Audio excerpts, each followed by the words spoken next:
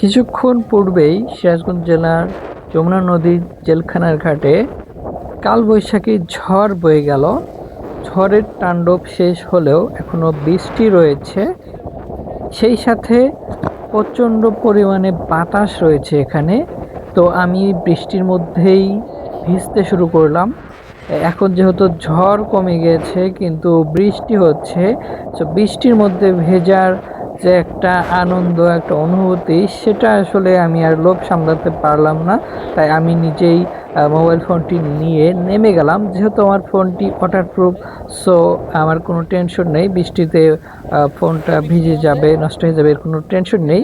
তো এই কারণেই আসলে আমি সরাসরি বৃষ্টির মধ্যে ভিজতেছি এবং আপনাদের সাথে এভাবে ভিডিওতে চলে আসলাম। দেখেন কি সুন্দর ঝর্ণার মতো পানি পড়তেছে। এই যে দেখেন উপর থেকে, ওই উপরে আসলে বৃষ্টির পানি জমা হয়ে গেছে রাস্তায়, আর সেই পানিগুলো এই যেখান দিয়ে একটা ড্রেনেজ সিস্টেমের মাধ্যমে ঝর্ণার মতো নিচে নেমে যাচ্ছে, আর এই পানিগুলোই মিশে যাচ্ছে যমুনা নদীতে।